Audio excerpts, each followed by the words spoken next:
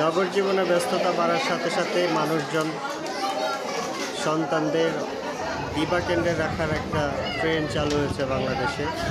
স্বামী স্ত্রী উভয়ে চাকরি করেন, সন্তানদের দেখাশোনার কেউ নাই, আগের মতো যৌথ পরিবার নাই।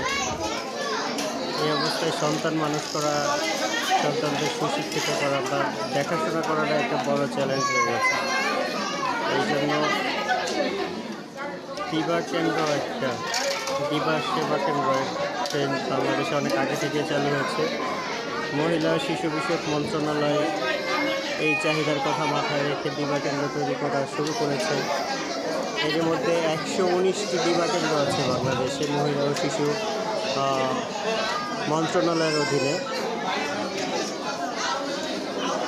আরও 20টি দিবা কেন্দ্র তৈরি করার জন্য একটি প্রকল্প হাতে নিয়েছে মহিলা ও শিশু বিষয়ক মন্ত্রণালয়।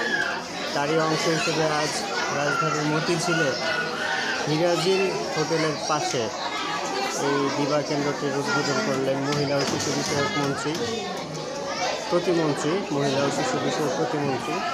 তো এখানে আমরা দেখতে পাচ্ছি অভিভাবকরা আসছেন শিশুদেরকে নিয়ে। এখানে আমরা অভিভাবকদের সাথেও কথা বলেছি, তারা বললেন যে আসলে তাদের এই নগর জীবনের ব্যস্ততা, স্বামী স্ত্রী উভয়ে চাকরি করেন, অনেকে বাধ্য হয়ে এই দিবা কেন্দ্রে শিশুদেরকে রেখে যাচ্ছে। প্রতিদিন রবি থেকে বৃহস্পতি এই 5 দিন সকাল 8টা থেকে সন্ধ্যা 8টা পর্যন্ত এই দিবা কেন্দ্র চালু থাকবে। এখানে 4 মাস বয়সী শিশু থেকে 6 বছর বয়সী শিশুদের রাখা হয়। তারা বয়স অনুসারে 1 থেকে 2,000 টাকা ফি। সকাল 6টা থেকে সন্ধ্যা 8টা পর্যন্ত তাদেরকে রাখা হবে এখানে। এবং তাদেরকে কেয়ার গিভারকে আমাদেরকে জানিয়েছেন, কেয়ার গিভাররা তারা মায়েদের মতো করে এই যত্ন নেওয়ার চেষ্টা করেন। তবুও কিন্তু প্রশ্ন থেকে যায়, আসলে মা বাবার কাছে থেকে সন্তানরা যেভাবে বড় হবে, এইসব সেবা কেন্দ্রের থেকে কি সেই মমত্ববোধ কতটা পাবে? ভবিষ্যৎ প্রজন্ম আসলে কীভাবে গড়ে উঠবে, এটা একটা বড় প্রশ্ন হয়ে দাঁড়িয়েছে।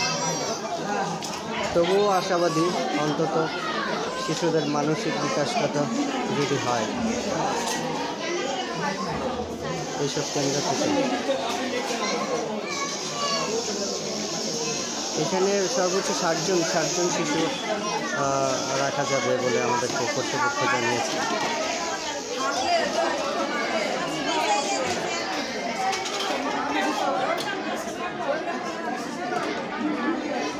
তো দেখা যাক এখান থেকে কি ফলাফল আসে, সেই প্রত্যাশায় থাকা ছাড়া আমাদের আর কোনো উপায় নেই।